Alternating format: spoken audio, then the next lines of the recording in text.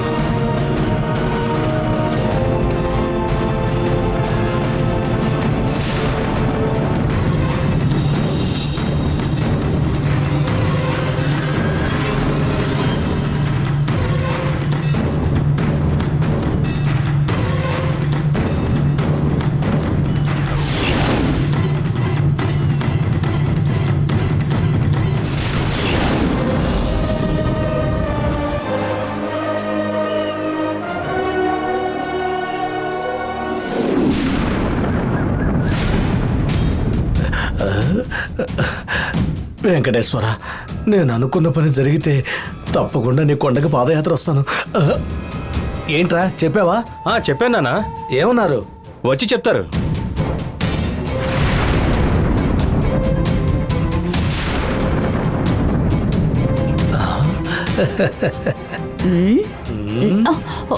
ఏమిటి మూర్తి, అన్నయ్య పిలిచాడన్నావు?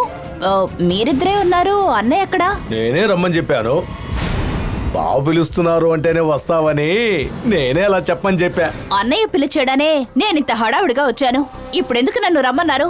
మనం చేసుకోబోయే ఒప్పందం గురించి మాట్లాడటానికే పిలిపించాను. ఇంతకు ముందు మనం ఎన్నోసార్లు ఒకటిగా ఉండి కూడా ఏమీ సాధించలేకపోయాము. కానీ ఈసారి మనం అనుకున్నది తప్పకుండా జరిగి తీరుతుంది. ఏం చేద్దామని అంటున్నారు? గంగా అరుణ్ ఇప్పుడు గుడికి పాదయాత్రగా వెళ్లారు. మాధవి నందినికి భయపడి పారిపోయి దాక్కుంది. బావ మాత్రమే ఇప్పుడు ఇంట్లో ఒంటరిగా ఉన్నాడు. బావని బ్లాక్ మెయిల్ చేసి మన ఇద్దరి పేరున ఆస్తి రాయించుకోవాలనే ప్లాన్ వేశాను. బ్లాక్ మెయిల్ చేసి ఆస్తి రాయించుకోబోతున్నారా? మా అన్నయ్యని బ్లాక్ మెయిల్ చేయడానికి మీ దగ్గర ఏ రహస్యం ఉంది? రహస్యం ఉంది. మావయ్య మనం చెప్పినట్టు వినేలా మావయ్య రహస్యం ఒకటి మా గుప్పెట్లో ఉంది. ముందు అదేమిటో చెప్పు. ముందు నాతో చేతులు కలపడానికి ఒప్పుకో. ఇలా చూడండి, ప్రాబ్లం రానంత బలంగా ఉంటే మీ ఎత్తుగడకి నేను సపోర్ట్ చేస్తాను. అది సరే, మా అన్నయ్య గురించి నా రహస్యం ఏదో ఉందన్నారే, అదేమిటో చెప్పండి. ఇంట్లో ఎవరూ లేని ఈ సమయంలో బావ దగ్గరికి వెళ్ళి ముందు నేను విషయం మొదలు పెడతాను.